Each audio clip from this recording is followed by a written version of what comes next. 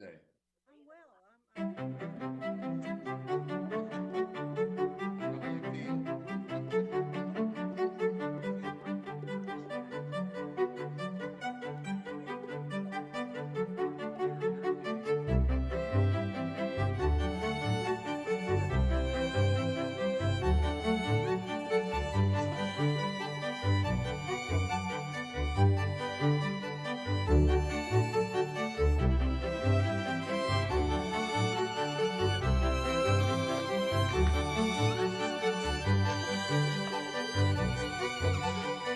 Okay,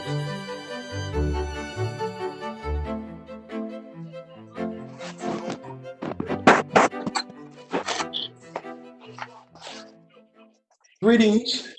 I want to call to order the afternoon session of our meeting that we began this morning. Welcome. We have one agenda item to discuss that was added from our May 19th meeting. Due to our COVID-19 state of the emergency and stay-at-home orders, the meeting is being conducted remotely. As I stated this morning, since the city is conducting its meeting today as well, the public may join and follow our meeting by viewing it online at mec.renew.com. That's Mecklenburg, Mecklenburg .ravnur.com. Or you may follow us on Twitter, or the public may call in on the following number: 408-418-9388. Again, 408-418-9388, and enter the following access code: 717-652-614. 717-652-614. We'll begin the meeting this afternoon by having each board member identify him or herself so that the records will reflect who is present and participating. I will introduce myself and then call upon my colleagues to do the same as I call upon your respective district. I'm George Dunlap. I am participating remotely. I'm elected by the people of District 3 and I have the privilege of serving as chair of the board. Next, I'll call on my at-large colleagues, Commissioner Pat Cotham. Good afternoon, Mr. Chairman and colleagues. This is Pat Cotham, County Commissioner at Large. Welcome to all who are participating. Commissioner Ella Scarborough. Good afternoon. This is Ella Scarborough, and I'm participating remotely. Commissioner Trevor Fuller.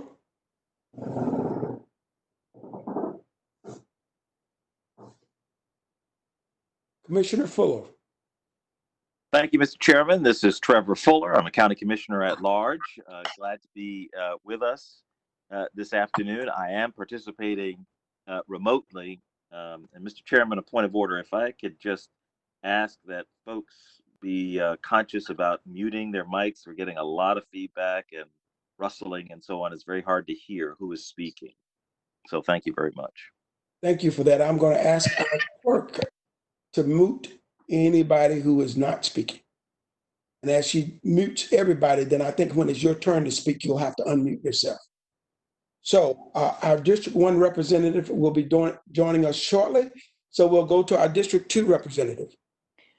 Good afternoon. This is Commissioner Leek, and welcome to our meeting. District 4.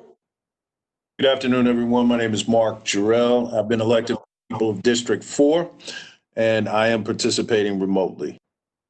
District 5. Good afternoon. My name is Susan B. Harden, and I represent District 5, and that is the South Park area. Welcome to our meeting. And District 6. Good afternoon. This is Susan Rodriguez McDowell, elected by the people of District 6, and I am joining remotely from District 6. Thank you. So for the record, at least 8 members have acknowledged their presence for the meeting. Therefore, we have a quorum. I will now ask the following persons to introduce themselves. Clerk to the board. Good afternoon, Emily Kunze, clerk to the board. Our deputy clerk. Good afternoon. This is Christine Smith, Deputy Clerk. our county manager, Good afternoon, Dina DiOrio, Mecklenburg County Manager. and our county attorney. Good afternoon, Tyrone Wade, County Attorney. Okay, since we're still conducting meetings remotely, there are a few housekeeping rules to which we must all adhere to in order to govern our actions so that the board's minutes will accurately reflect the actions that we take. If a commissioner wishes to leave the meeting, please ask for a point of personal privilege.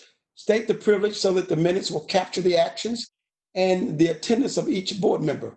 When a commissioner returns, please announce your return when it's most convenient for you to do so. Since no one is physically present, when a matter is put on the floor for debate, I will have to call on each commissioner and ask whether or not they have comments. Please wait to be recognized by the chair before speaking and refrain from speaking over one another or interrupting another speaker. May I also suggest that when a speaker ends his or her comments, that they conclude by saying, "This concludes my comments." If a commissioner does not have any comments, please state, "I have no comments," or "I do not wish to speak to this matter." We are receiving a presentation this afternoon, so I do not anticipate any motions from the board or any actions on behalf of the board. However, if a motion is made, the maker and the seconder of the motion need to identify him or herself. The chair will verbally repeat the motion and the seconder of the motion for the record. Since we are participating remotely, if there is a matter requiring a vote, I will conduct a roll call vote. I will call upon each commissioner separately and ask how he or she casts their vote verbally so that there is no confusion as to how a commissioner voted. At the end of each roll call vote, the clerk will state the results of each vote. As I indicated earlier, today's meeting is a continuation of our recessed budget straw vote meeting for this morning. And in order to receive a presentation from Fulton Meacham and the representatives with Enlivian on the North or the Tryon Street redevelopment project that was on our May 19th agenda. So at this time, I will call upon our county manager, Dina DiOrio, for introductions. Thank you, Mr. Chairman. As you indicated in your opening remarks, this is a follow-up to our meeting of May 19th, where the board had asked for Enlivian to come and make a presentation to the board around its proposal to develop its parcel of land at 8th and Tryon Street.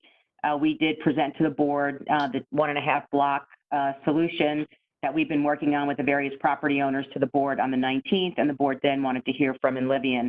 I'm going to turn it over to Fulton Meacham, the president and CEO of Enlivian, to make his presentation, but I just also wanted the board to be aware that Lee Kiesler, Charles Bowman, the other property owners as part of our project are on this call, as well as Beth Harden, who has served as the chairperson of the 7th and Tryon Committee since its inception, is also on the call. So at this time, I will turn it over to Mr. Meacham to introduce the members of his team who are on the call with him today. Thank you. So let me just say welcome to everybody who's on the call, to all who might be participating. Thank you, Mr. Meacham. Good afternoon, everyone. My name is Fulton Meacham. I am president and CEO of Enlivian, formerly the Charlotte Housing Authority, and on behalf of our board of commissioners, two of which we have with us today, our chairperson, Judge Shirley Fulton, and our vice chair, Leanne Merchant. We just like to thank you for giving us the opportunity today to discuss our presentation on the 8th and Tryon strategy. Before I get started, though, I'd like to introduce our team members.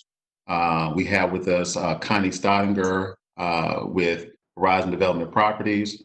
We have Scott Nordenheimer with Urban Atlantic, Bearcat Selassie with Urban Atlantic, Brad Bartholomew, CEO of Odell Architecture, and Sherrod Banks of the Banks Law Firm. Today, we were going to discuss and help, I hope to help the board understand who Enlivian is, who we serve, and ultimately, at the end of the day, what we will accomplish with our 8 and Tryon strategy. We go to the next slide, please. Our mission is to create innovative housing solutions in desirable communities for residents of diverse incomes and facilitate access to services that help them succeed. Now, you will understand that 20 years ago was a much different mission at that particular time. It was basically to create decent, safe, and sanitary housing. We are much more comprehensive today because of the fact that the issues that we face in the affordable housing community are much more complicated.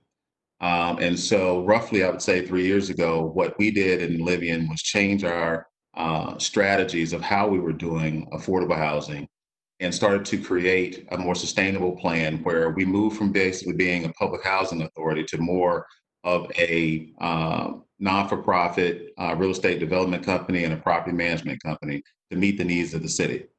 Now, even though our name has changed, we still serve the most needy in this community. Can we move to the next slide?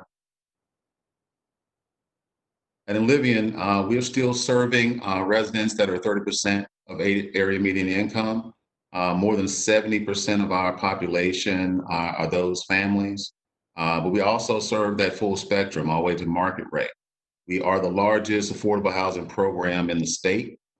We serve over 10,000 households. And we also serve over 26,000 of Mecklenburg County's finest citizens. And what we're trying to do here in Livian is really create a housing continuum for the families in which we serve. Could we move to the next slide? What you have in front of you is what is defined as a housing continuum all the way from homelessness to home ownership. But those ghosted areas of affordable housing, workforce housing, and affordable home ownership are gaps that are in the market right now. I think we all know roughly we have about a 34,000 unit need in affordable housing, and all of us are creating opportunities to make that happen. But there also is a workforce housing gap that creates basically this issue of either a gap or a trap for those families that are in the affordable housing area, especially those that are in subsidized housing.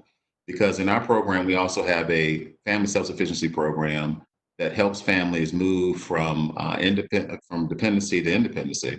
We have case managers work with them. They have a mandatory work requirement.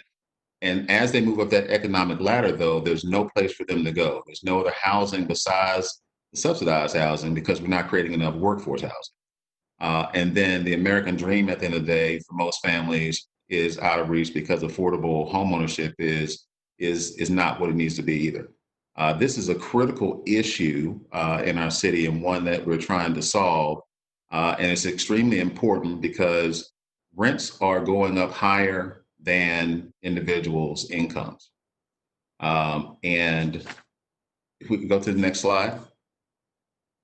Roughly right now in Uptown Charlotte, average rent is about $1,500 a month. If you add a modest utility to that, that's roughly $1,700 a month. And in order to be able to afford that rent, families would need to make $68,000 a year in order to live there. Again, why is this important? I don't know if I can say it any better than Commissioner Leek did, I think, last week when we started talking about people kind of being priced out of Charlotte. So who are these people? We can go to the next slide. We're talking about our hotel desk clerks, bartenders, maids. We're talking about food, fast food cooks, hairstylists. Next slide, please. Bank tellers, teachers, and plumbers that are being priced out of Uptown Charlotte. I can't think of a better place for these families to live than Uptown. In Uptown, we have hotels, we have restaurants, we have banks, we have construction jobs, and a variety of transportation options, which we believe Uptown is a true live, work, and play environment that everyone should have an opportunity to participate in. Now, in Livian can't do these things by itself. We create public and private partnerships all over the state. And we have some fantastic partners here that I want them to maybe talk a bit more about themselves and what they do. So at this time, if we could switch to the next slide, you can see who our partners are. And then our first speaker on that would be Connie Staudinger of Horizon Development Property. And turn to the next slide. So Connie. Right. Good afternoon, Commissioners, and thank you very much for this opportunity. HDP is a nonprofit subsidiary of the 80-year-old Enlivian. We were created to develop Charlotte-based mixed-use, mixed-income properties. And to realize our mission is very much like Enlivian's mission, but to realize our mission, we continue to build and nurture relationships with local, state, and federal governments, just like yourself, private developers, debt and equity providers. Since my arrival in 2018, HDP has induced the issuance of $322 million in housing bonds to develop and preserve nearly 2,600 units of affordable housing. As one of Charlotte's most established housing developers, we have long-term perspective. We very much pride ourselves on being a local developer with national appeal. We're deeply rooted in the communities that we build and where we build and live. And many of our projects are self-developed, but today we're going to talk about a public-private partnership. We're currently involved in 9 public-private partnerships. One that you may be most familiar with is our HDP Strong Cottages site, which is most like this Uptown project. Strong Cottages is a 16-acre site in the Dilworth community that will be developed with $330 million program that features mixed income, mixed tenure, residential, office and retail, and a hotel. In addition to our development track record, we heard the Commission loud and clear about the MWBE participation in the goal in the RFP. And so in addition to our development track record, we'd like to brag for just a minute because we have a contracting goal of 20%. HDP has been able to accomplish a 5-year average of 48% participation. Now, this 48% participation represents more than $55 million in direct investment in minority and women-owned business enterprises. We can impute this success to this Uptown project if the public dollars are awarded to this site, and we're very excited about that. I'll now pass the presentation over to our partners, Urban Atlantic. Next slide, please. Good afternoon. My name is Scott Nordheimer. I'm one of the founders of Urban Atlantic, and we're pleased to be part of this consortium with Enlivian.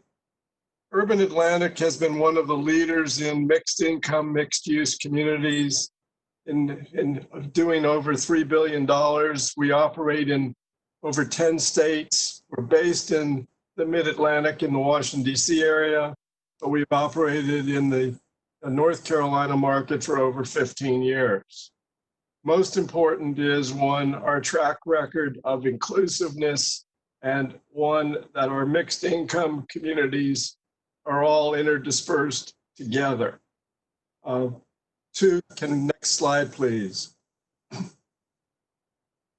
Urban Atlantic has a long track record in terms of, one, since our founding in 1998, but prior to our founding in 1998, the founders of the company, starting in 1994, were much involved in over 10% of the Hope 6 developments that gave us a lot of experience in terms of low-income housing tax credits, mixing them with market rate.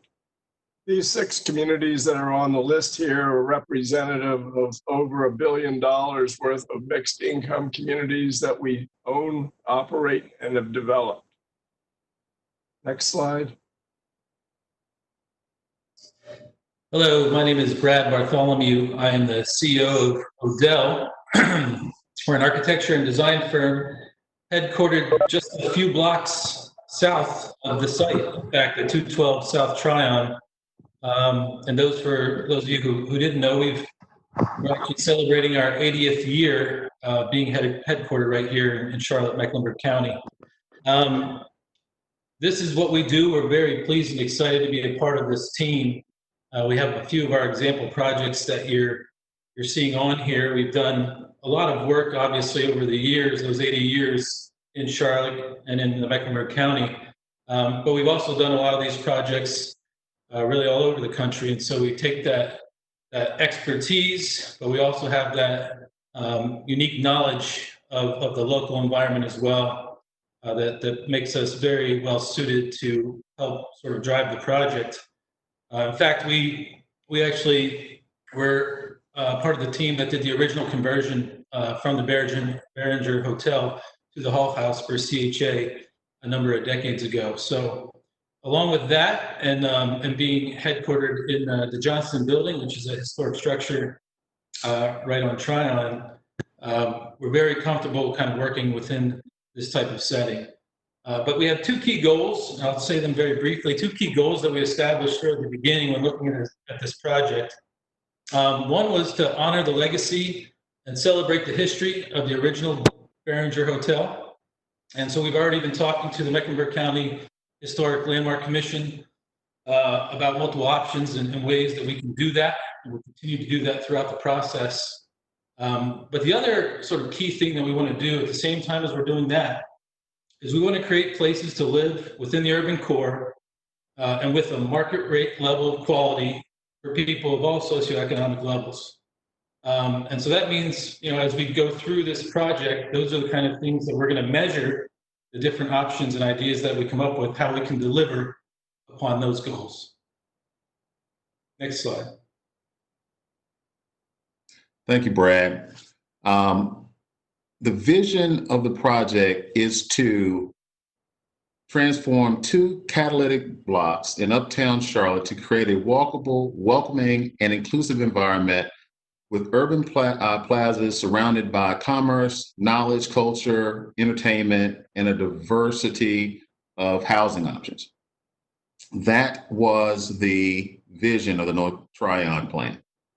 I think that we know that the 2-block strategy component of it no longer is an available opportunity for us. I think the 7th and Tryon group has moved forward with a 1-block plan, 1.5-block plan that you have just talked about, I think, earlier. So what the county commissioners asked us to do was to come and develop a mixed-use, mixed-income program for our 2.2-acre site, which we're titling the 8th and Tryon strategy. If you could go to the next slide. This is just to orientate people. The orange slide is basically the 1.5-block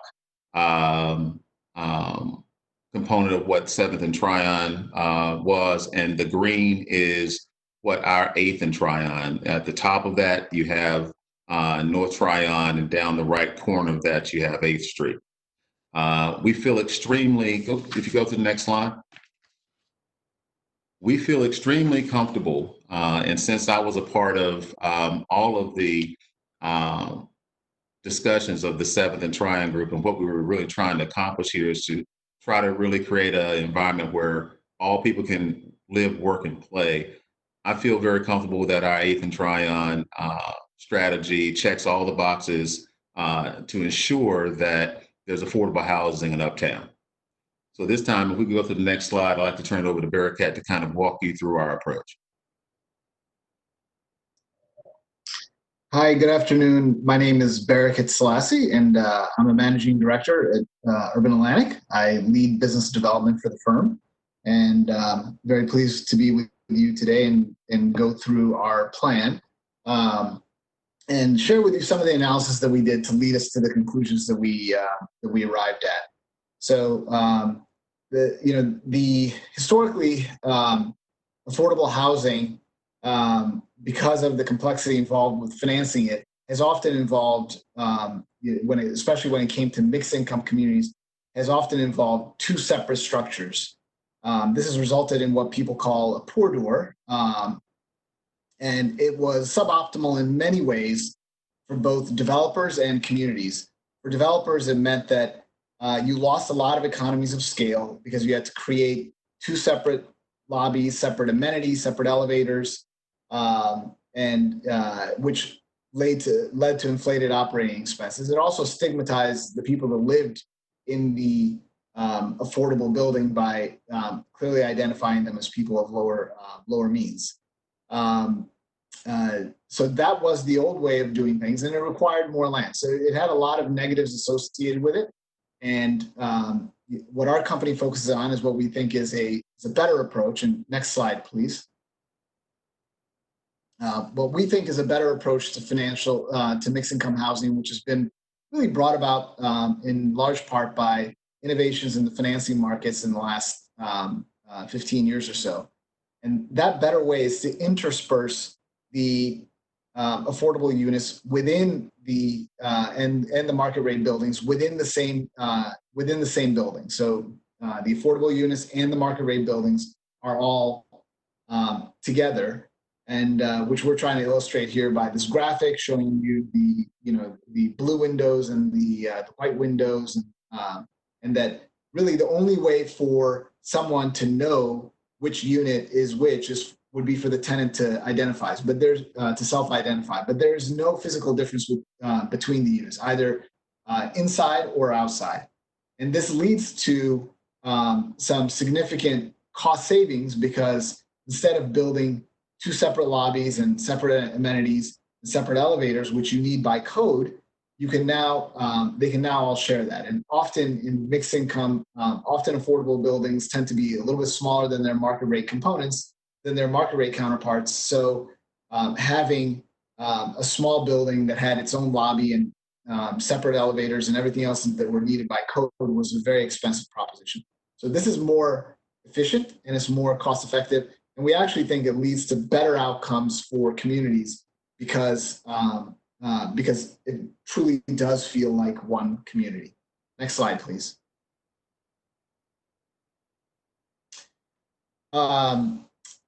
As part of our financial analysis to arrive at our development conclusions, because we looked at a range of development options on the 2.2 acre site before coming up with our conclusions. The first part of that was examining where rents for similar projects are in Charlotte. So there's been, as everyone's well aware, there's been quite a boom in residential development in Uptown. This table here shows you a list of a number of the notable projects, such as Novell Stonewall, which contains the new Whole Foods on Stonewall. And we looked at their average rents using a software program called CoStar, which is really the market leader for compiling real estate data in the commercial space. And we looked at rents not only today, but over time, because we've been tracking the rents of these projects for the last year or so. And we came to the determination that we think that because of our address on Tryon, because of our proximity to transit and groceries, we made our projection of what we thought the average rent at our site would be, and how, in light of where it stood relative to the competition. But this sets the parameters for how much rent that we can get, and it gives us kind of a clear picture. It's hard to make sure that we don't either overestimate the market or underestimate it, because you can see what your competitors really are getting today in the market. So that's where this is a demonstration of where we are on rents. The next thing that we looked at, next slide, please, was we looked at a range of development options for the site, and the three, we looked at more than three, but the three that we ended up focusing on at the end was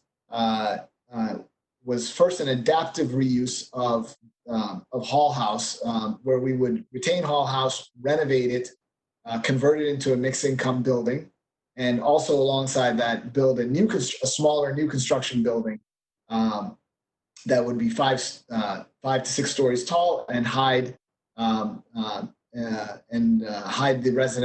above grade garage that we needed for the project. That was one option. The next option that we looked at was a 6-story project, all new construction, that would also wrap a residential garage so that the garage was not visible from the street. And then the last option that we really focused on was a taller, denser typology that would be a mix of wood frame and steel that would allow us to build taller, up to 15 stories was our projections. And these were all produced by Odell Design. So we're very pleased to have their participation because it really enabled us to go through a number of ideas. The tall building that you see in the background of all these images is was just our projection of what might be built on the other site based on allowable zoning on the adjacent site. So that shows you the scale of our building. So these are the three options that we considered, and an option that would reuse Hall House, and then two entirely new construction options. Next slide, please.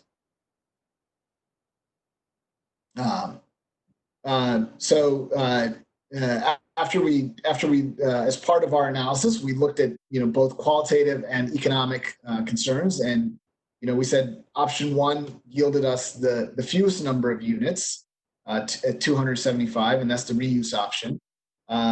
Option two, which would be all new construction, 6 stories, would yield us 368 units. And then option three would yield us, with the 15-story tower, would yield us roughly 85 additional units. Qualitatively, the three options had different concerns. At Hall House, the primary concern is that the current ceiling heights, which are less than 8 feet, make the building obsolete really for modern residential use.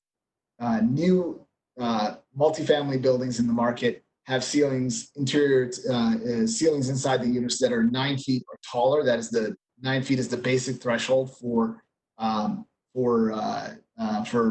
viability. And the Hall House has ceilings and that's something that we can't change, that are less than 8 feet tall. Tall ceilings are necessary to give a unit a feeling of light and space. And as we all know, living in an apartment, you are, by choosing to live in an apartment, you're trading space for convenience. But if the ceilings become too low, it just starts feeling claustrophobic and really small and tight.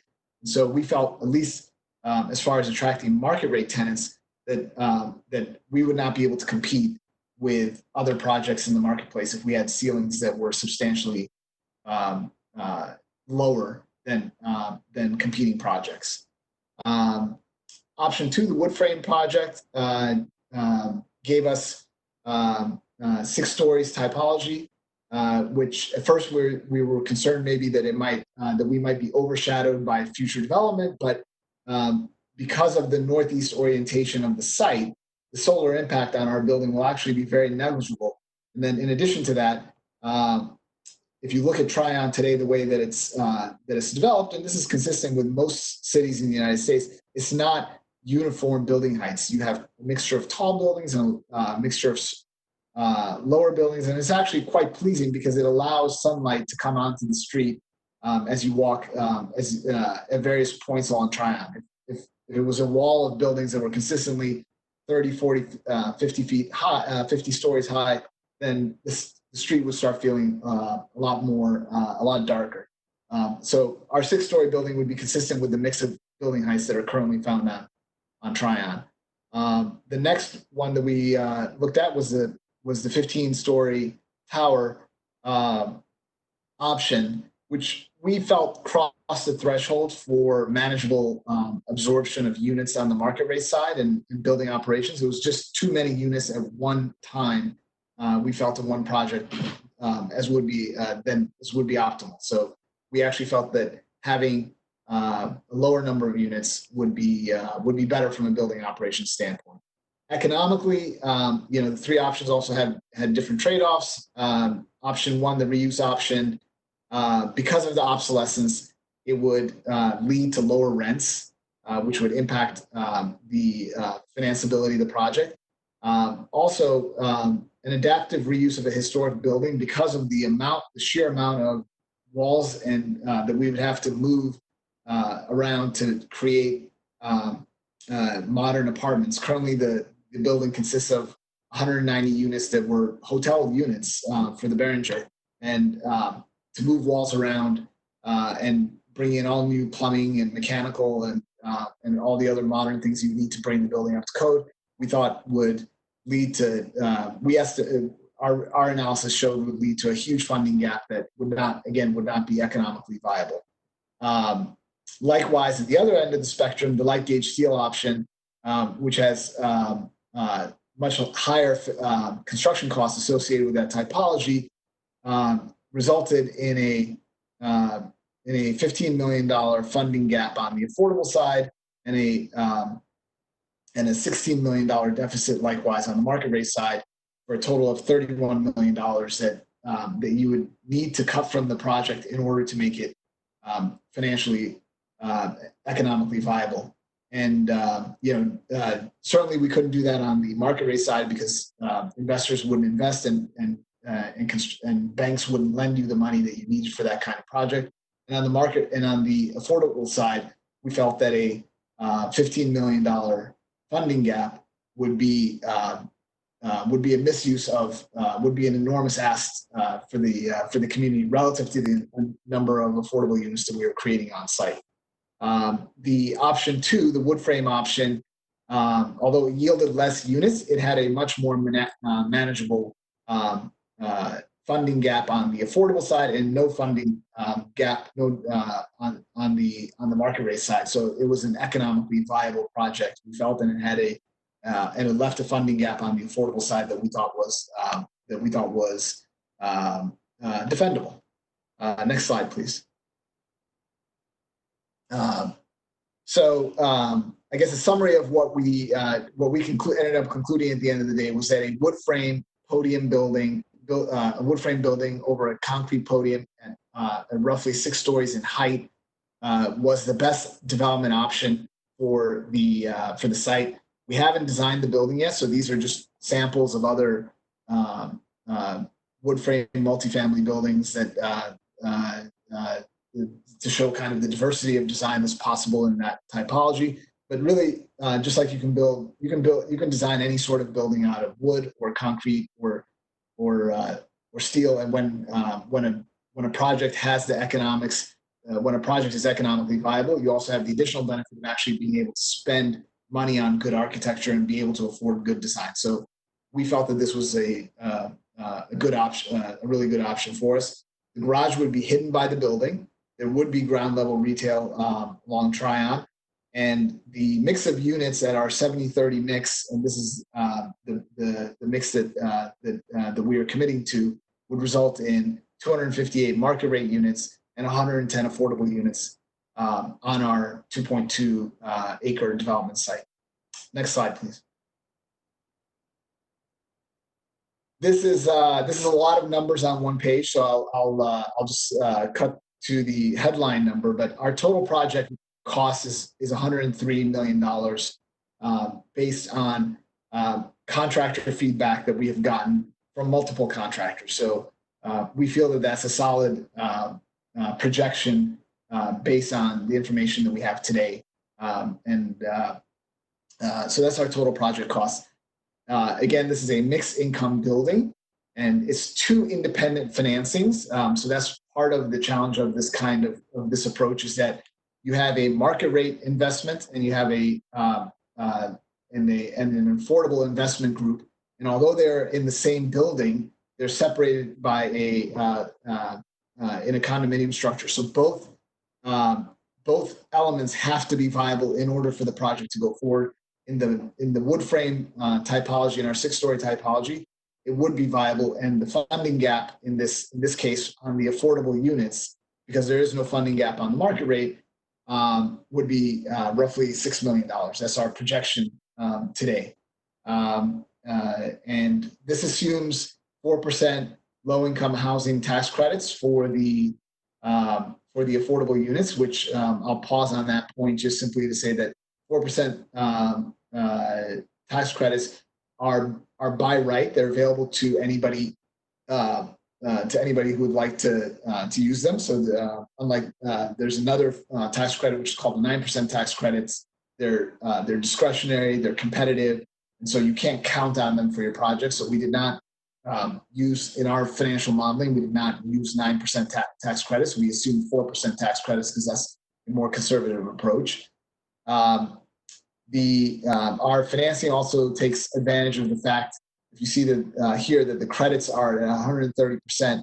This is a wonderful benefit of incentive that the federal government has provided to create affordable housing in places like Uptown, which they define as difficult to develop areas, or areas where, because of the cost of housing, that affordable housing is just hard to produce. So the federal government will actually give you a 30% boost on the tax credits that areas that are not that are not designated as difficult to develop areas would get. So that's just free money from the federal government. We're able to use it here to the benefit of this project. So with those combination of things, with a typology that we felt was cost effective, which is our 6-story typology, a 30% boost to our tax credits, and the mix that we have chosen, we are projecting today a $6 million funding gap.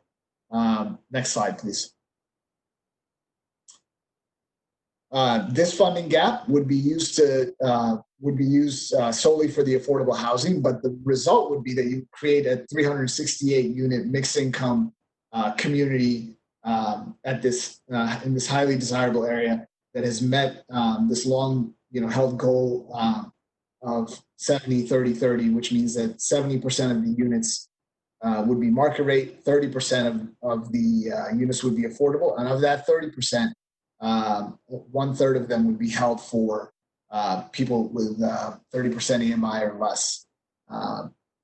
So that is our project, and you can see the detailed affordable housing mix there at the bottom of the slide, and that is our. So in summary, that was the range of development options that we looked at, the analysis that we ran, and the conclusion that we came to, that the 6-story typology was the best project for us. And I'll turn it back over to Fulton. Thank you, Bearcat. So with the affordable mix, I just wanted you to see again a third and a third and a third, trying to equally distribute the AMIs in the building, making sure that, again, families from all walks of life will be able to live, work, and play in Uptown. Focus needs to be on the 30% because we know that there is a need for more 30% in the city. So we did weight the 30% a little more in this particular deal. Can we go to the next slide? Just focusing on, I guess, the waterfall of potential funds available for this project. I'd just like for you to focus on option 2, and we'll say some of the same things we said before, is that we wanted a project when we were in the 7th and Tryon group, was that we wanted a project that met all the criteria and it was Uptown. And I think that option 2 allows for that to happen. Again, we'll fund the public good will, in the $6 million ask, will fund 110 units that are on site in Uptown. It will meet the 70-30-30 requirements. Another big thing for the County Commission to understand is that your investment in this, the affordable, will be into perpetuity. You're working with an organization in Olivia that's been around for 80 years. Again, with Urban Atlantic, they're not a group that comes in and buys and flips property. They're a long-term investor. So the affordable that's there now, the 110, will be there for your children and your children's children. Again, this is a mixed-use project as well, because we wanted to activate North Tryon Street with retail, and it's executable in the near term. Next slide. And on this slide, again, we're just spelling out again the AMIs at a total of 110 units on site. 57% of those, again, the affordable housing range, and you have just seen before how it lays out as far as in the 30, 60, and 80% range in market rate. Again, I just would say that these have been numbers, but if you remember the previous slides where we talked about the hotel desk clerk and fast food cooks and people that work every single day in this city, to help basically provide, a high quality of life for others, it will give them the dignity of being able to actually live where they work and play. That was extremely important to in Livian when we went into the 7th and Tryon group, that would be at the site in the location of Uptown Charlotte. And funding this will allow that to happen. At this time, I will turn it back over to the chair if you have any questions for us.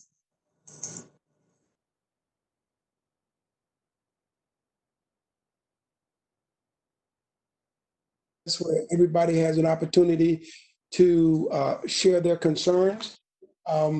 So this might take a moment. Okay.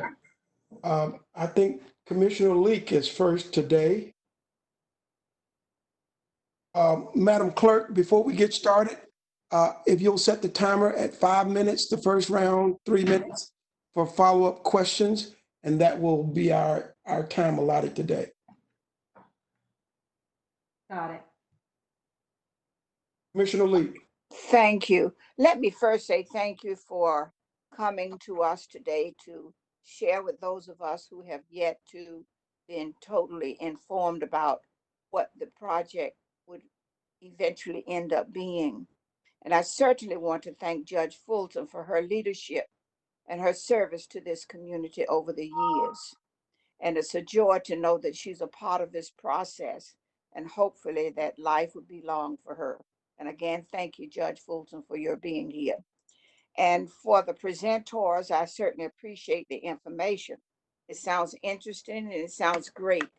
And I pray that we will afford people who want to live downtown. We call them low income. I call them people who want to live where they can afford to live, but yet be treated in a manner of respect, regardless to what their income is. And this is what's happening in this community of poverty.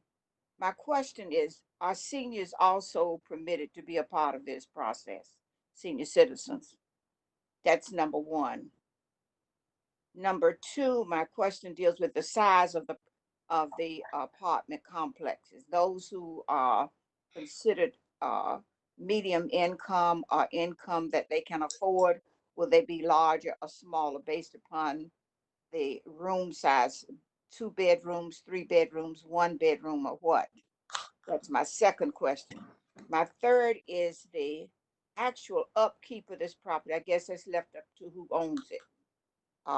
The other piece deals specifically with knowing what you said previously as it relates to who will work downtown. They need to be right near where they work, whether transportation is provided or not. That's important, that they can walk we can walk to work, because I put myself in the same position. And it sometimes seems that when it comes to low income, we call it, or medium income, that we don't want people of that income within the confines of wealth. And wealth is dependent upon your health. And that's dependent upon where you have good health or bad health. You're a millionaire if you do not have any health problems, but you're in need if you have health issues. So those are some of the questions that I have, but I'm not in favor of the high rise. What I've seen over the years in New York and other cities of that nature, of high rise, they become a crime infested community. And that's not what we want. And we certainly do not want what we've seen in other cities when it comes to the mixture, but making sure that there is some control, that there is some respect to the property, and instill in our people a value of property. So those are my concerns. So I'm pretty much settled on the number 2 process, sir. So I'll stop at this time and come back. And thank you again, Mr. Meacham. Is that right, or Merchant? It's Meacham. All right, Mr. Meacham with money. Thank you. And thank you so much for your staff. Appreciate you and your support. Ms. Dunlap, should I answer some of those questions, or? Yes, you should, because this is a part of her 5-minute Okay. I'll try to work backwards a little bit. Transportation is really key. And I think, as you pointed out, To make housing. It'll be the same style, sir, each unit Yes, regardless so of the a one cost? bedroom, would be a one bedroom, whether it's a affordable housing unit or market rate unit. A And two thank bedroom you would so be the much. same. That's the cowbell. Oh, I'm sorry. And then the seniors, I'll be quiet after this. The seniors, absolutely, seniors are welcome. Thank you. Okay, Commissioner Jarrell. Thank you, Mr. Chairman. Fulton, I want to say thank you so much for this presentation. I want to thank your team for being here, and especially for the acknowledgement that, you know, there's a place for people who are the backbone of our economy, and those are our working families. And you guys did a fantastic job of pointing that out. And, you know, because I believe when we're discussing public dollars, the public should be able to live anywhere without any sort of restrictions. And so, and also have access to opportunities in high growth areas within our community. You also hit on another point that is so key, which is how rent is really outpacing income, and we've got to do something to address that. I'm going to give you my questions and allow you to answer. The first one, because of the current economic crisis, I want to understand how do you think, you know, our current economic situation due to COVID is going to impact the project, and have you baked in anything around that? The second question, give me factors that would change those numbers, particularly as it relates to the units, or, you know, the number of units, the number of affordable units, and the gap that you outlined, the $6 million gap. The third question is around the tax credit. I know Bearcat referenced the 4%. We still have an opportunity, and we still go after the 9% tax credit. And what would that look like? And you know, when I look at the price per unit for you guys at roughly $54,000 per unit for the affordable units, I'm curious how that's possible, and if any one building has the same access to these credits and to be able to do this, or is it just because of your designation with regard to you guys being in Livian? So I'll stop there, and hopefully you can cover that ground. Fulton, this is Scott. I'd like to see if I could answer the first question, because it's very important in terms of the ability not to, that COVID in terms of impacting the debt and equity. At the present time, urban has still been receiving debt and equity in our other communities and closing on it. Clearly, COVID is an immediate issue. Both in Livian and urban are long-term owners, so that clearly we all as local and national, we will get through this issue. But our ability right now is proving itself that we've been closing on construction loans and equity in markets like Charlotte, Washington, D.C., and other cities. Clearly, Charlotte is a viable city long-term, and we're dealing with the short-term issues, but we do not see it impacting in terms of the ability to move forward in terms of a speedy way. Thank you. And I'd like to build on the point that Scott just made. This is Bearcat again, to answer one of the questions that came up. How can we afford to build 110 units for $54,000 a unit? The 54,000. I think it's just. I just wanted to clarify the math. The 54,000 a unit is the funding gap.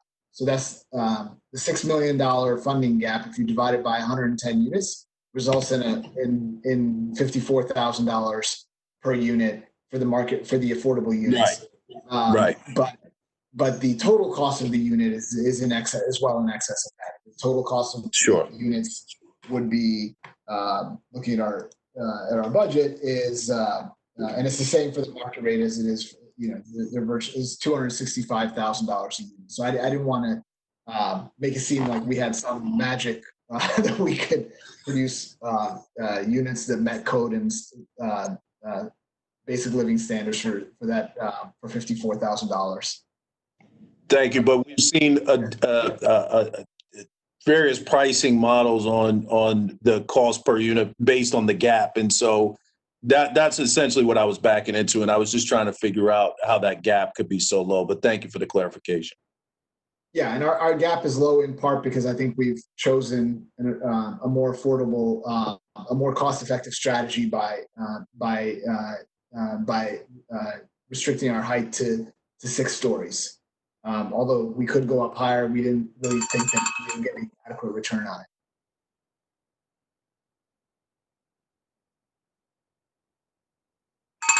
Okay, I know what that means now. Okay.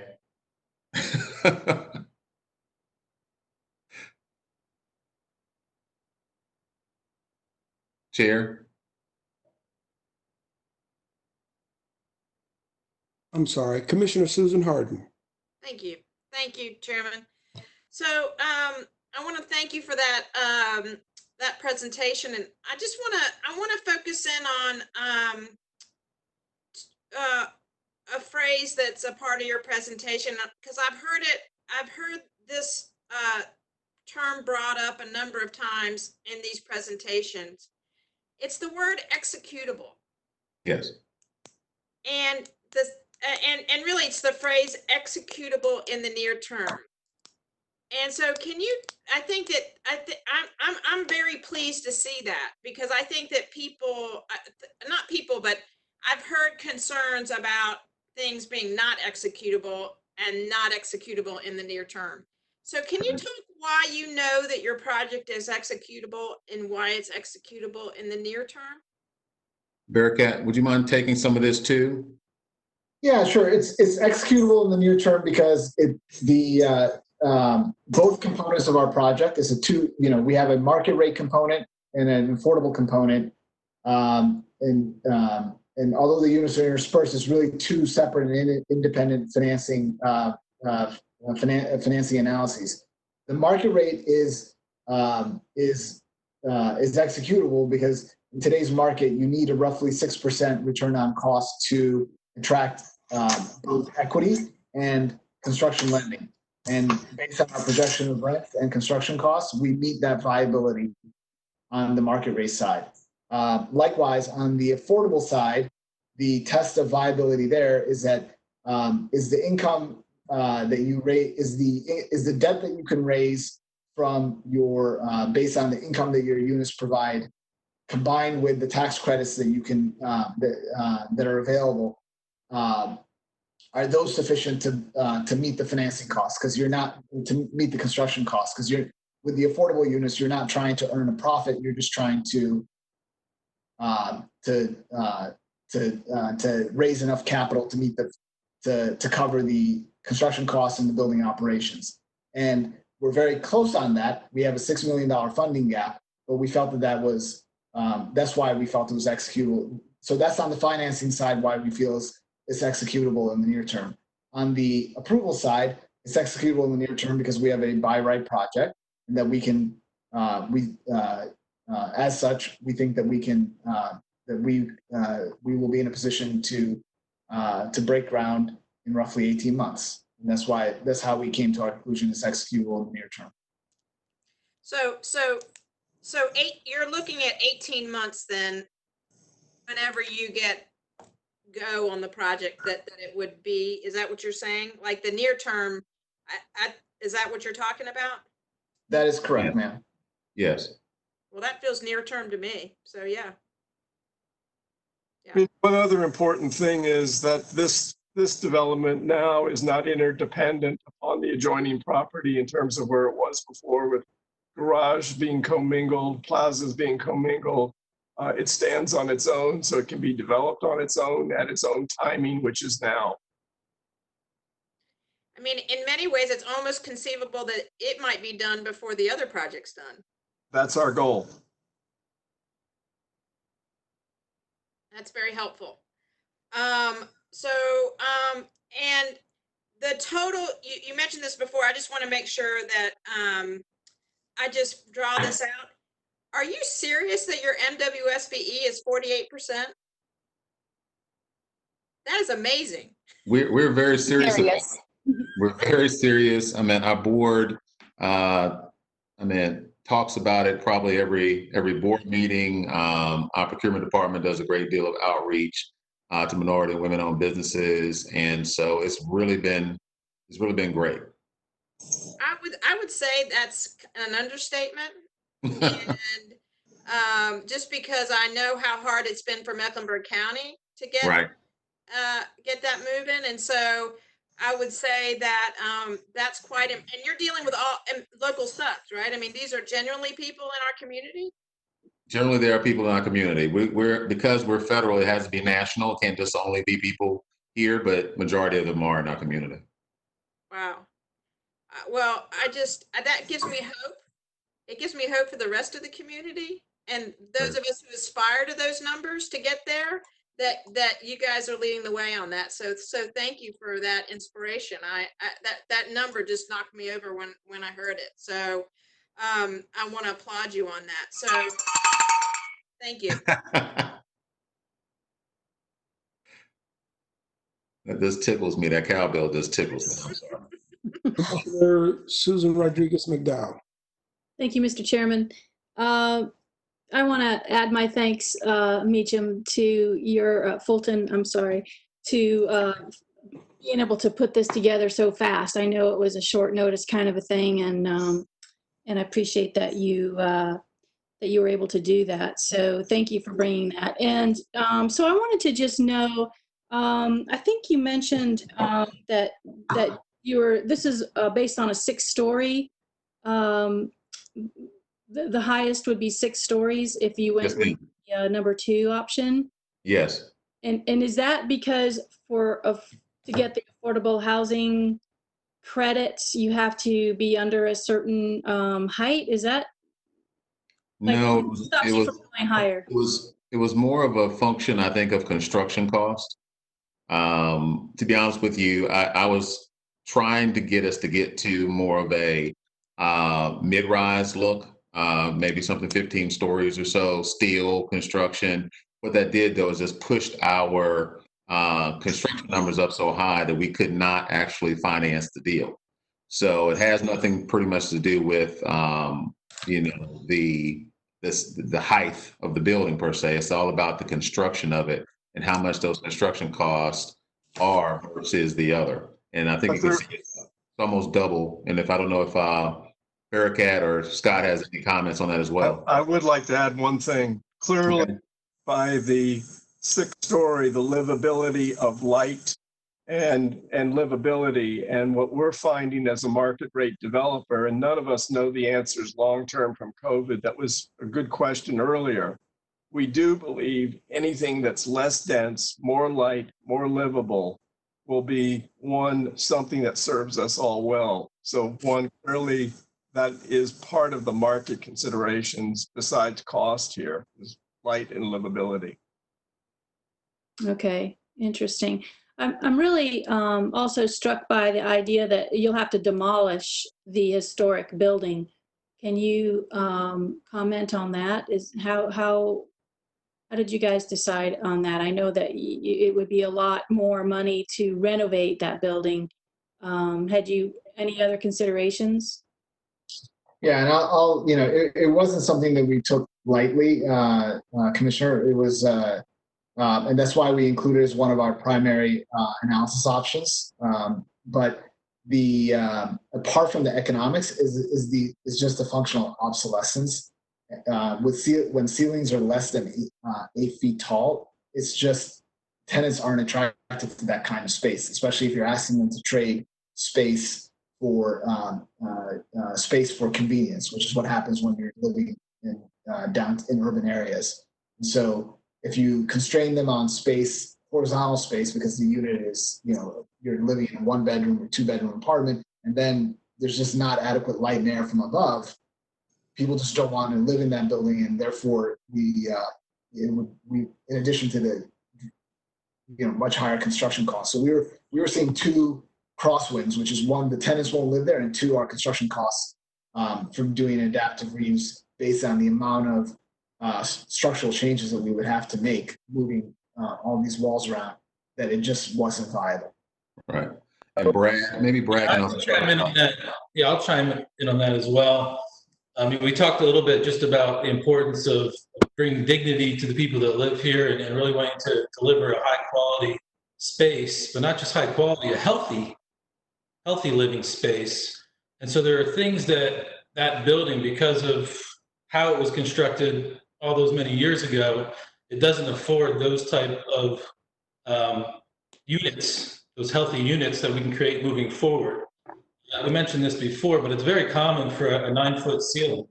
Right now, those ceilings are in the 7-foot something range, so it's very tight. But it's not just the ceiling height. In addition to the ceiling height, you're talking about now it limits the amount of glazing, right? So not only is the unit shorter, but you can get less light into the space, you can get less fresh air into the space because you have smaller windows on those units as well. And then we were talking before about the size of the unit. The way that building's laid out right now, they're very tight and small spaces. So part of creating these healthy spaces and this dignified living is creating appropriately sized units, which is what we're currently calculating and how you would deliver for a common or market rate unit right now. That's something that's limited without, if we were to keep that building. So I'll stop since the cowbell rang. Thank you. Commissioner Pat Cotham. Oh, thank you, Mr. Chairman, and thank you, Mr. Meacham, and everyone that you brought with you to give us some update. This has been very informative.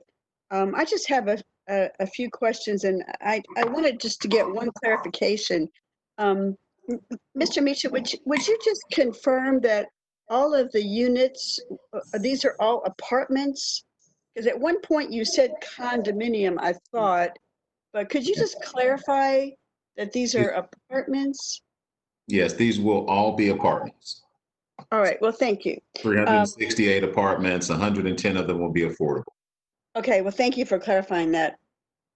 One thing you did not mention that I just wanted to know, as people live there, and I know you haven't designed your property yet, but just historically with other properties, do you have things like a little playground for kids who might live there?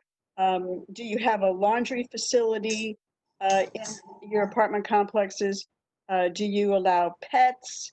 Do the apartments have balconies? I'm just trying to get an idea of the quality of life. And since some of these folks may not have a lot of options to go other places, these smaller things like a little playground or a laundry could be very helpful. Could you comment on that, please, sir? Okay, Fulton, can I address that quickly? Yes, sir. One of the beauties of a mixed income community that are market and affordable, there's millions of dollars of amenities, one, to attract the market. Every resident, be it lower income, middle income, or high income, they play and live together. There will be full fitness facility. There will be a pool. There'll be more, there'll be a business center. There are things here, one, that brings socioeconomic building together by these amenities and recreation. So yes, everything you mentioned, let's talk about laundry. Every one of the apartments will have its own washer and dryer. That today is an amenity that market is used to. Hopefully it is a rite of passage for our people less fortunate. So one, we're very pleased in the level of amenities that this building will have. Well, that is very reassuring and certainly would add to the quality of life. And thank you very much for being specific about that. Mr. Meacham, I would like to know, will the Housing Authority, will Enlivian continue to own this, or is that your goal? Yes. that you will own this and operate it? Well, again, operations will be contracted out to a third-party property management company. But again, we will again maintain the ownership of the land, which was extremely important to us. Again, this is no question about ensuring that there's a quality of life for affordable housing families in Uptown. But if you think about what a housing authority is and the fact that we are really dependent upon a lot on the federal government, and right now we're not sure of how that actually those funds are coming out. We had to make sure that we have a plan and a strategy in place to continue to provide services for our residents. And the best way to do that is to make sure that your high valued assets have a return on investment more than just simply units. And so over the next 99 years, again, that this property will make sure that it has affordable housing residents there, as well as it will kick off dollars to Enlivian to continue to develop more affordable housing, as well as the supportive services that families need. All right. Well, thank you. That is great to hear that. And do you plan to, or would you have any items in your contract that at some point in time they could become condominiums, or is your goal to keep them apartments? I mean, the goal is to keep them apartments and affordable into perpetuity. All right. Well, thank you. I appreciate your responses and of your team or your colleagues. And Mr. Chairman, that concludes my comments. Thank you. Commissioner Fuller. All right, thank you, Mr. Chairman, and thank you, Mr. Meacham and your team for this presentation. I really like this presentation. I won't ask you this question, but I will just note that I'm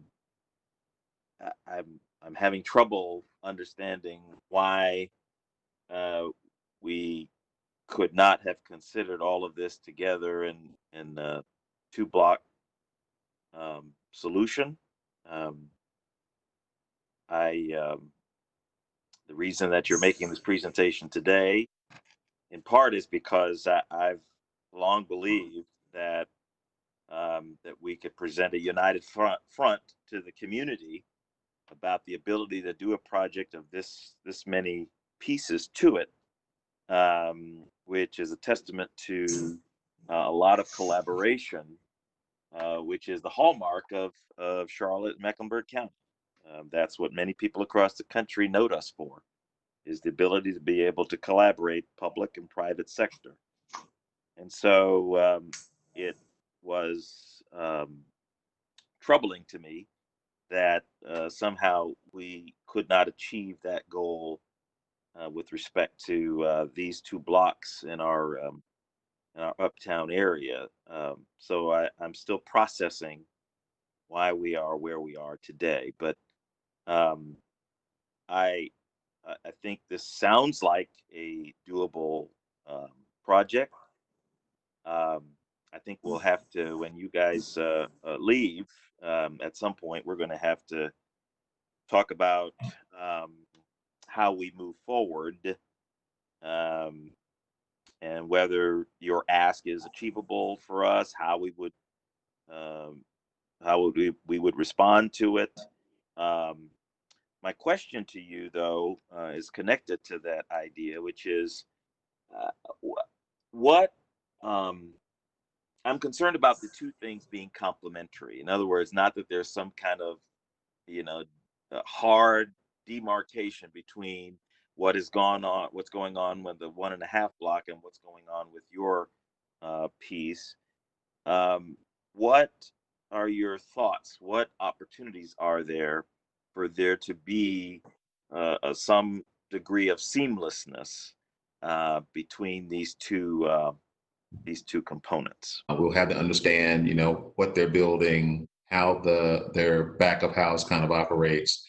We want to do those things because they can be complementary to us and make this seamless and all work together. I think you can remember the original plan is that we kind of had a portal from all the way from pretty much where the Hall House is all the way through to the library. And you know, those are the kind of things we would still invite. And so we're open to that type of conversation and continuing that conversation. Yeah, I think where we're talking about such significant public investments already committed, that it would not serve the public, I believe, to not have that continuity between these two projects that we're investing so much public money in. Talk about the funding gap itself. Are you asking for the county to contribute an additional $6 million over and above the 14 some odd $million we'd already be spending with the 7th and Tryon piece? I mean, when you came in, when we were talking about, you know, the need for affordable housing in Uptown, I thought there was a question at that particular time of, you know, what would be the best strategy? What we're putting in front of you is another alternative. I won't try to prescribe to you, you know, how, but there's no question that we would be asking for the $6 million. It's less than the $14.5 million. And so that would be what we're asking for. But again, we want to be collaborative in all ways. But that is exactly what we're asking here today is this plan competitive to the other plans? All right, thank you. Okay, Commissioner Scarborough.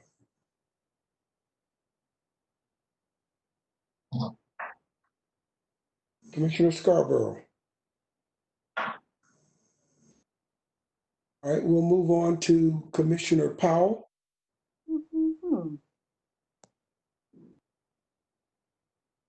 Commissioner Powell has not yet arrived. Okay, so I have a couple of questions. I'm looking at the funding. In the proposal for the other project, the units were going to cost somewhere in the neighborhood of $400,000 per unit. Can you explain to me how you're able to do the same at $265,000 per unit? Yes, so I'm gonna let Bearcat, I'll kind of start it off, but I think typology of development is the reason why. I mean, you have a development that's steel and concrete that's being discussed that has a $400,000 per unit cost, and then you have a stick-built building that's being talked about at $265,000.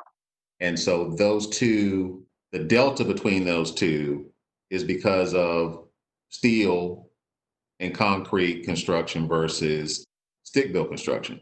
If it was construction, if it was stick-built on the other,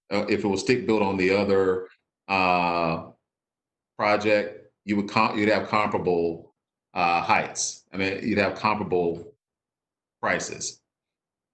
Okay, that's sufficient. That's sufficient. So who are the funders for this project? It'd be in Livian, it would be Urban Atlantic, and at this point it would be the Housing Finance Agency. We have other investors on the market rate side, and then hopefully it will be the county. Okay, so other than the county, do you have assurances from the other investors that they commit to the project? This is Scott Nordheimer from Urban. We have assurances from the equity side, and we believe that even though COVID is going on, we believe it'll be a auction on the debt side from the banks that will want to provide it, but we have not gone out and solicited the banks at this time. Okay, and do you have a timeline whereby, because I understand the project timeline is 18 months. Do you have a timeline whereby you will let the county know that you've secured the financing other than the gap? I want to make the project financing will come in two stages. There will be initially term sheets from the conventional lenders that probably will be in month 9 after we've gotten to far along on the construction drawings that Brad's company will be providing and the costing from the contractor. We will have preliminary indication that we can report out to you all because term sheets move into commitments, so that we will keep everybody apprised during that time period. Okay, on the model that you show here, you show a unit at 700 square feet versus some of the others, but the price for the market rate units are in the middle range. How do you get the market rate that you're charging with the square foot being as small as it is? I want to know how that's possible. Barakat, you want to address that with the comparables? Yeah, I'd be happy to. And that's an excellent question. We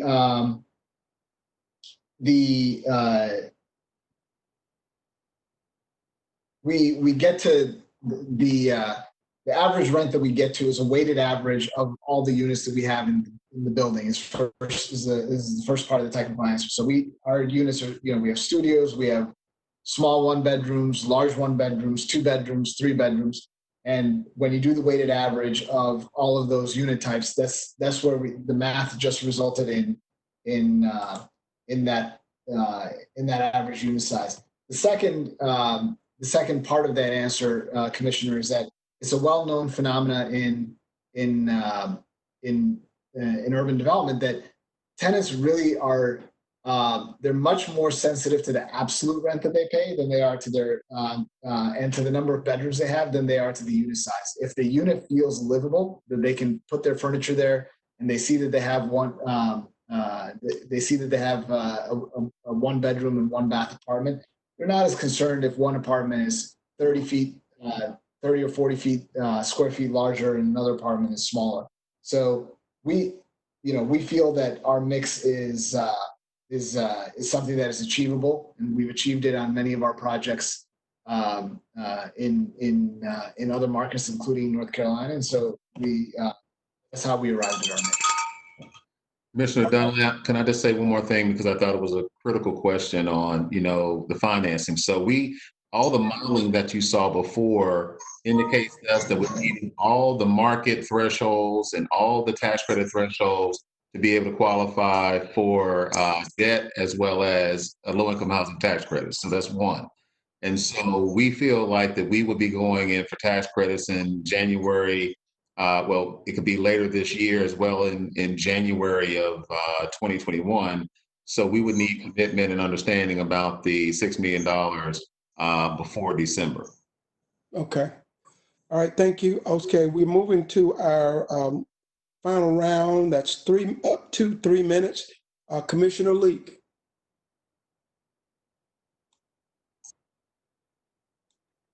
Commissioner Leek. Any additional questions? Yes, I wasn't tuned in. Number one, you said that there were small 1 bedroom and large 1 bedrooms. Help me understand that. What would be the cost difference? No, ma'am. I mean, what we're saying is the 1 bedrooms would be the 1 bedrooms. We haven't fully designed everything, but there would be no difference between the 1 bedroom that is a affordable unit and the 1 bedroom that is a market. You mean in size? Correct. Size and amenities. And all amenities. Yes, ma'am. Let me say thank you so much. That's it for me. Okay, Commissioner Jarrell. Thank you, Mr. Chairman. One of my additional questions, we didn't get to it last time. I'm trying to get an understanding around the tax credits. Can you help me square off this 4% and 9% is it an either or proposition kind of thing? So when I would say, the question is executable and when, right? So the 4% come out about twice a year. And then you have the 9% that comes out once a year, and that's in January. And it's competitive. So it doesn't mean that you will get it. And so in some cases, you can be kicked to another year, pushed to another year. And so for this project and the urgency that we were feeling that the county commission was asking for an executable project, we feel like that the really only direction that we can go at this point is a 4%. Okay, that helps me out a lot. Thank you for that. The other piece, and I'm just curious, what kind of challenges does this particular parcel create as you are trying to do this development? I mean, is there anything that we need to be aware of that could hit us on the back end or coming down the road that we just should understand about just because of the locale? I'm not sure if Brad or Barakat, but is your question constructability? Well, it's just more along, I'm trying to avoid any sort of issues on the back end where you guys, anyone's coming to us, hey, we didn't foresee this, but we may have known this was a challenge. And so I'm trying to figure out, are there any things that we should be put on the radar right now to understand that this site causes a particular challenge? I'd like to answer one question to that. Clearly, one of the pieces of due diligence that we and the Housing Authority has done, because we're recommending whole house come down. In checking our due diligence, it could end up getting held up in a process that could delay the project a few months. But the good news is in our due diligence is sometimes with historic properties that you can't the demolition. We've done enough due diligence at this point that there could be a little bit of timing delay if there is some publicly spirited people, and in all communities there are publicly spirited people. So I certainly want to be aware of that aspect. Thank you. Okay, at this time, I want to acknowledge the presence of Commissioner Powell. I will let her introduce herself. And then, Elaine, if you have questions now, we'll give you a 5-minute round. If not, we'll come back to you. Hello, everyone. I'm sorry I'm late, but I'm so glad that you're here giving your presentation. I am the County Commissioner for District 1 in North Mecklenburg, and I have tried to listen in the car on my way home, but I am not prepared for any questions at this time, maybe on the next round. Thank you. All right, thank you. Commissioner Susan Harden. Thank you. I want to commend the Housing Authority Board for their commitment to wanting to keep, affordable housing on this piece of property in perpetuity. I mean, forever. And I think, I think that's awesome. And I really appreciate that commitment. It seems like $6 million in the grand scheme of things is such a small amount of money, considering the considerable investments uptown. I mean, I'm surprised that there aren't people like wrestling to put in $6 million to get this project done, because it feels like, when you think about the vision that was laid out in this original RFP about, having affordable housing uptown, and that was going to be a major part of that North Tryon corridor. This just feels like, 110 units is certainly a lot more than 36, and it's a quarter of what we would get outside of Charlotte, which is pretty good. And so I don't know, it just feels, am I crazy to think it's too good to be true? I mean, it feels really incredible. Do you just want to talk about that for just a minute?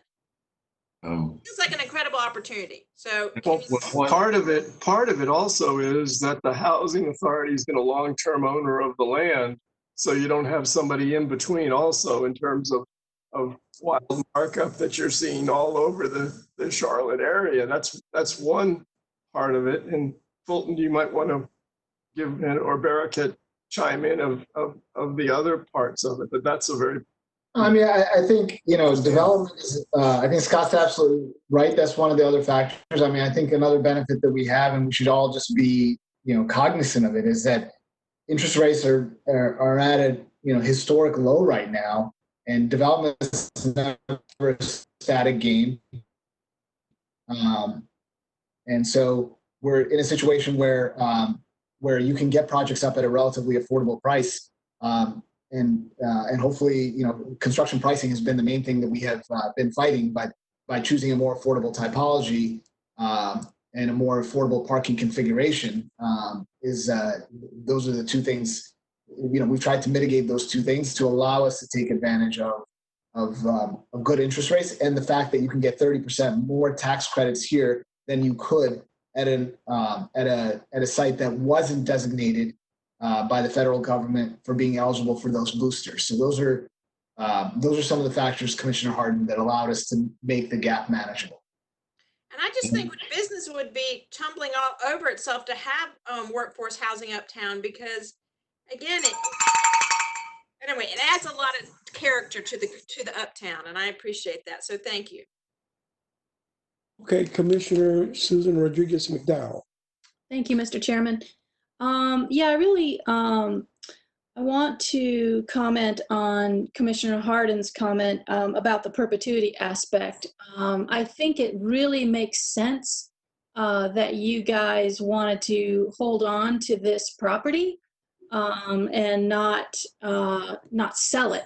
And I think that the community should be extremely grateful and interested in that, because it allows this property to have that perpetuity aspect, which is so rare. But I was wondering, in your mix of financing, does the city of Charlotte, their housing trust fund, does that play a part in this at all? Do they contribute, or would you expect them to? I would say it's very similar to the housing tax credit. It would be a competitive process. I think that we would qualify, but again, that's not something that we would be able to say at this point. It's something that you would seek to do, though. Absolutely. Okay, because I have been in, I was on a tour with you one time and went to one of your buildings that was uptown, a few blocks over.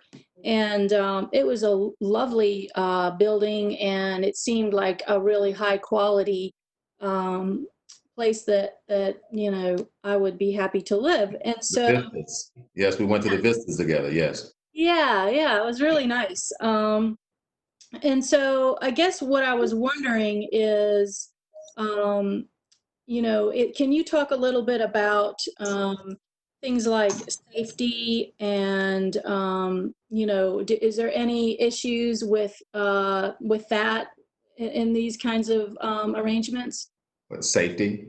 Yeah, like with mixtures of people all living together and that kind of thing. I mean, it sounds like a great thing, and I just wondered if you had any.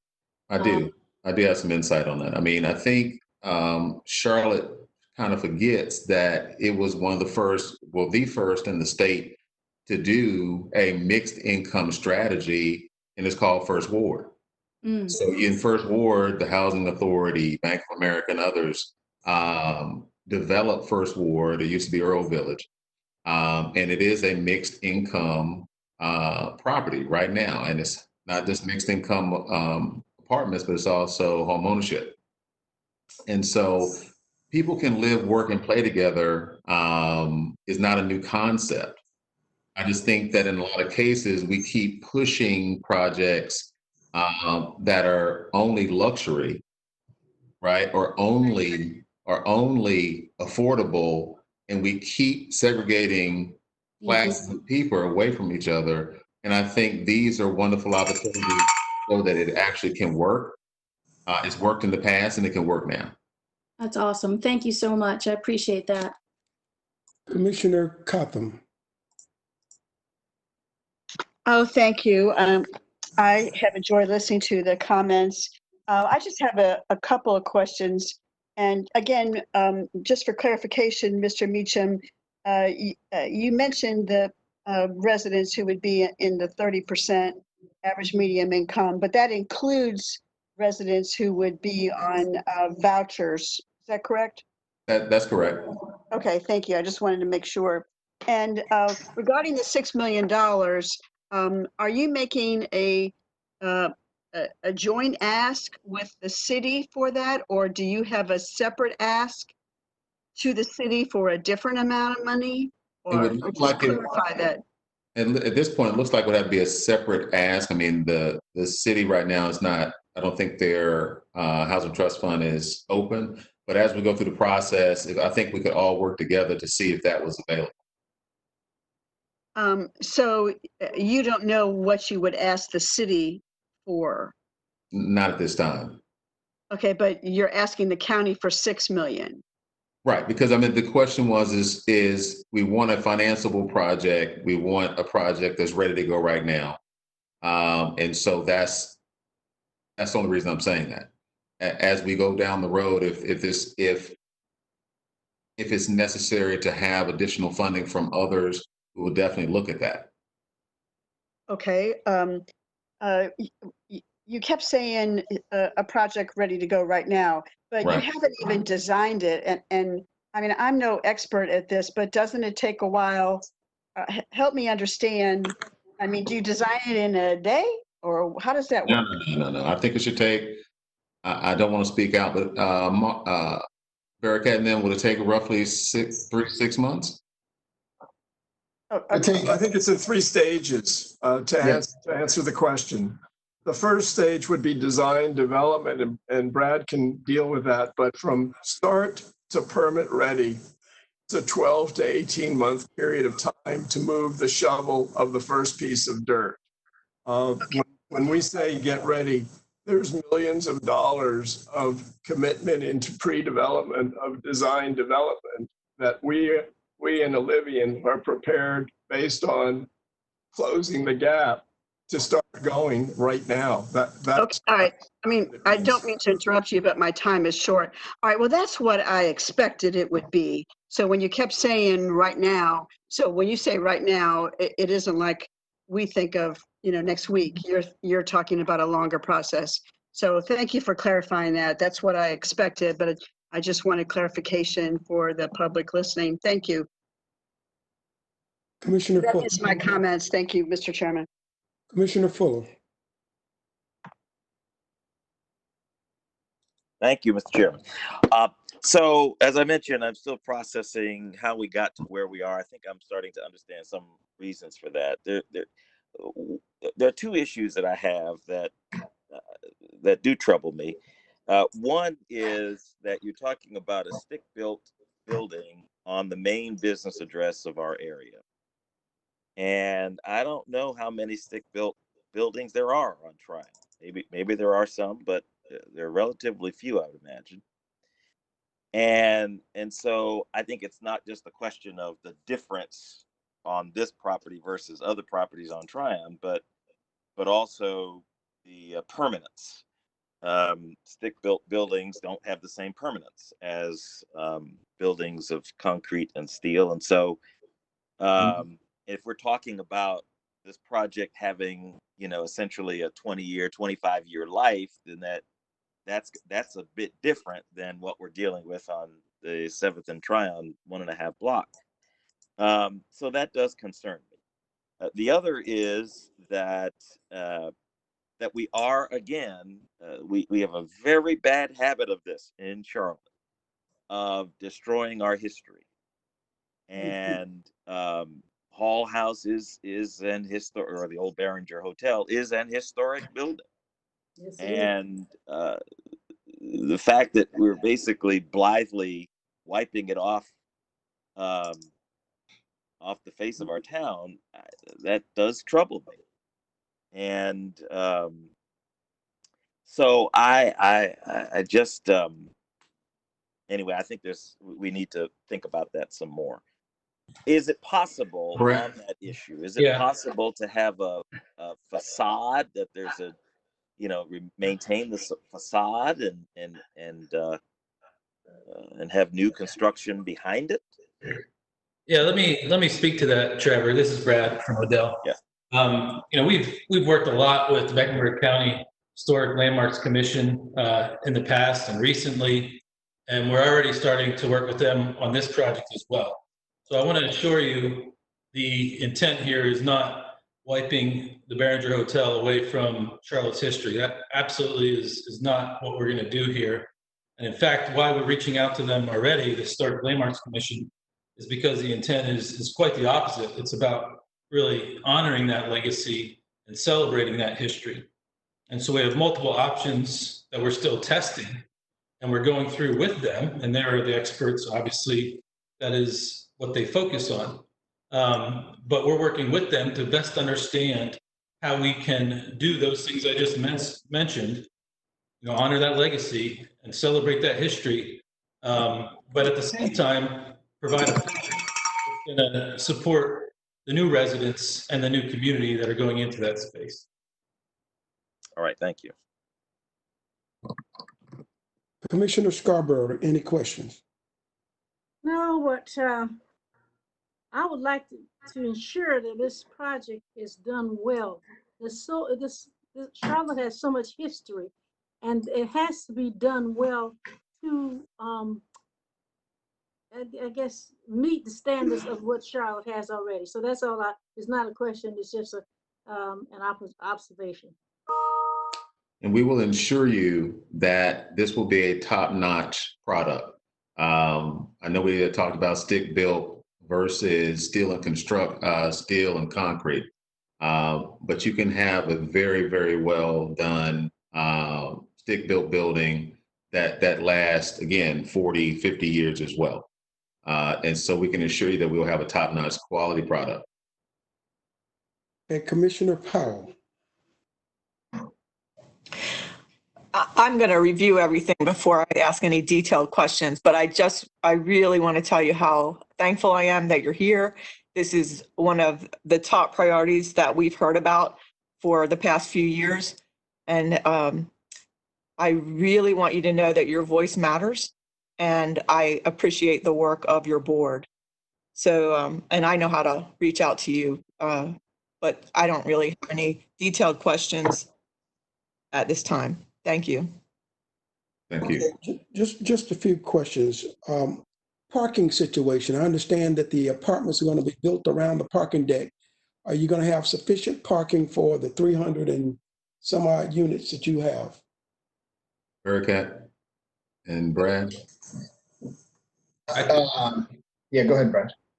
Yeah, we absolutely will have the appropriate ratios. And we commonly, as I mentioned, design these in Charlotte and in other places. Market right now is somewhere between 1.2 to 1.4 cars per unit. And so we're keeping within the market rate. That, by the way, is in excess of what the code requires. So it's beyond the code. It's really zeroing in and making sure that we're providing the number of parking spaces that the community requires and the community needs. But in addition to that, certainly we're going to take advantage of the close proximity to transit as well, as that's going to be a big part in terms of serving the residents of this new community. And so if Mecklenburg County was to invest or fill the gap, would we be able to get written assurances that people who meet these pay ranges would be able to qualify for the housing units? That we could be certain that people who make $25,000 or less would be able to qualify for a unit, and based on the ranges that you gave us, what kind of written assurances do we get to make sure that that happens? Well, definitely you'll have written assurances because through the North Carolina Housing Tax Credit, you have to meet these income requirements in order to receive the tax credits and keep those tax credits. So definitely we will make sure that happens. We have a compliance group that comes in often to look at our properties, making sure that every unit that is subsidized by a tax credit meets those income thresholds. There would be severe financial penalties. So that's words. Well, and I'd be remiss if I didn't express a concern that Commissioner Fuller expressed, and that is about aesthetics and blending into everything else that's going to be going on North Tryon Street. I share that concern. And so if we are to do this, then certainly it should be a structure that is compatible with everything else that's being developed around it. Okay, Commissioner Powell, one last opportunity.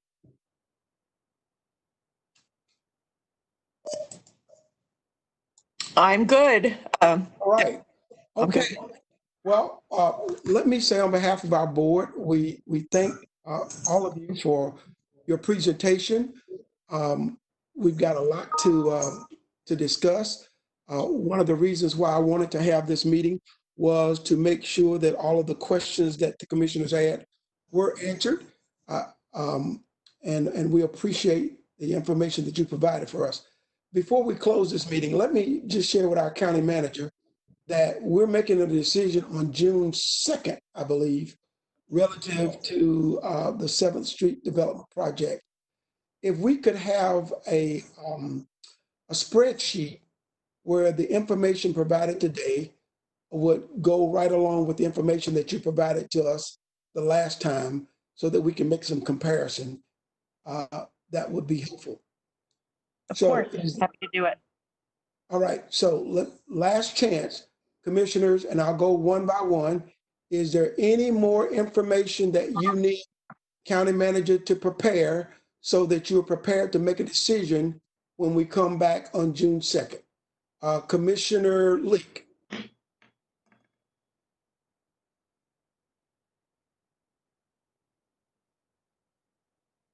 Hello? Yes. I'm sorry. Thank you, but no thank you. Okay, Commissioner Durrell. No, the spreadsheet and comparison will be perfect. Thank you. All right, Commissioner Harden. You know, I would love to think about,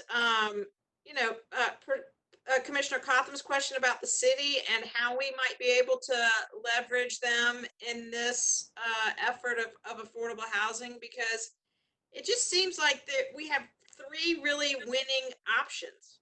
We have affordable in the 1.5 block. We have 110 units in the second option, and then we have 400 units in the third option. It seems to me like we could really do something incredible in totality for affordable housing if we could figure out the money. So just want to say, I wonder if there's a solution, a grand solution to be had out there. So thank you. Okay, so we don't get lost in this. What is your specific request so that the manager is prepared on June 2nd?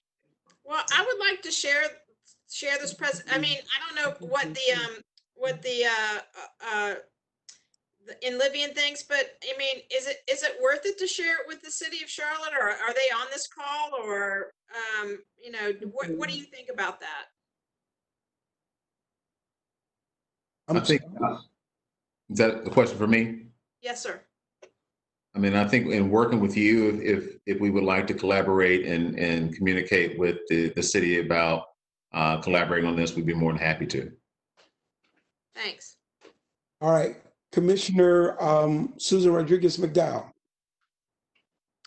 Thank you, Mr. Chairman. I don't really have a question, but I think that it makes a whole lot of sense to me to request participation from the city to try to see how they would want to be a part of this, because this seems like an extremely important opportunity to get affordable housing uptown, and I think the city would have a similar interest. So I'd be extremely disappointed if they were not at the table with us. So I hope we can make that happen. All right, Commissioner Cotham, anything you need? No additional information at this point. Thank you for asking. Commissioner Fuller. Thank you, Mr. Chairman. I probably have all the information I need. It's just we've got a lot to think about for June 2nd. Thank you. All right, Commissioner Scarborough. No. Commissioner Powell. No further questions at this moment. Okay. All right. Well, I think I am good in terms of what I'll need to make a decision on June 2nd. Madam Manager, anything else before we adjourn our meeting? No, Mr. Chairman, just thank you for all the feedback, and we'll be prepared to present this information to you on June 2nd. Again, thank everyone who was on the call. I think you provided valuable information that will help us be able to make a decision on June 2nd. So at that time, the chair will entertain a motion to adjourn. Roll call vote, beginning with Commissioner Powell. Yes. Commissioner Leek, Yes. Commissioner Jarrell, Aye. Commissioner Harden, Yes.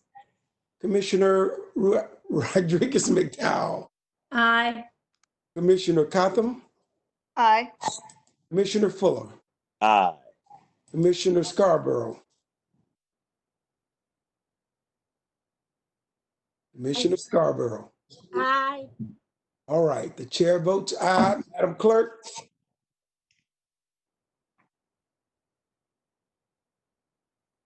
Madam Clerk? You're adjourned. All right, meeting's adjourned. Thank you That again. was a unanimous, sorry. Thank you again. Thank you. Bye. Thank you.